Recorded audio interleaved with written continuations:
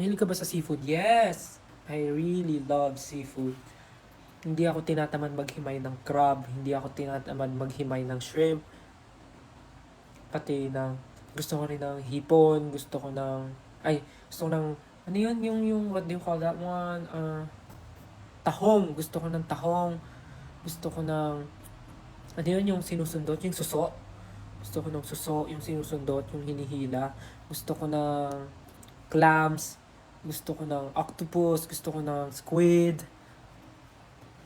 May natikman nga ako lately, yung pulpo. I love pulpo. Basta I love seafood. Gusto ko ng tilapia, mahilig ako sa bangus, relya ng bangus, inihaw ng bangus, boneless bangus, sasasaw mo sa suka. Yeah, sarap. King crab, hindi pa ako nakaka-try. Maybe someday, I get to try king crab. Pero feeling ko hindi ko kayanin alone. Any allergies? Good question. Actually, before, when I was a kid, super allergic ako sa egg. So, ginawa ng lola ko, dahil may allergy ako sa egg and wala ako sa lugar para mag-inarte at magkaroon ng allergy sa egg, ginawa niya, everyday baon ko sa school, egg and rice. So, wala akong magagawa kundi kainin yon dahil pag di ko kinain, magugutom ako. So, dahil sa ginawa ng lola kong everyday baon ko ay scrambled egg, sunny side up egg, kahit anong klase ng egg na luto, binabaon ko hanggang sa nasanay yung katawan ko. Nawala yung effect na pangangati sa katawan ko. Parang I remember that was first year high school.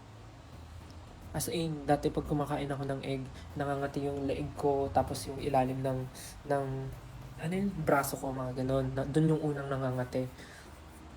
And then, ayun nga, syempre, sa hirap ng buhay, itlog na nga lang yung pinakamurang bilihin na ulam. Aarte pa ba ako na hindi ko siya pwedeng kainin? So sabi ng lola ko, wala kang karapatan mag-inarte. Dapat magustuhan mo to. So, everyday kong binabaon yung itlog. Hanggang na nasanay yung katawan ko. Hindi na ako allergic sa itlog. Anong klaseng egg paborito mo? Actually, lahat naman. Like, sunny side up, scrambled,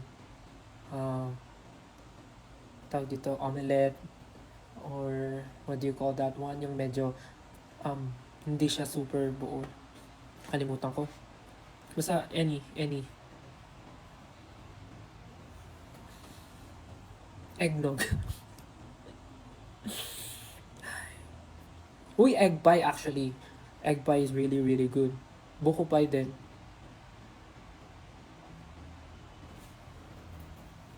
Tortang talong, yeah. Tortang talong. Ayun, poached egg, yeah. Poached egg. Tortang talong, yes. I love tortang talong. Tapos may banana ketchup. Tapos mainit na rice. Nice. Super sarap. Sali ba ako sa The Voice Kids? Go po, kung pasok ka po sa criteria, why not? Mag-audition po kayo. Tapos alam niyo yung pinakamasarap na kainin pagka nagmamadali ka, tapos gutom na gutom ka. Alam niyo yung mainit na kanin. Lalagay mo sa mangkok, lalagay mo sa bowl.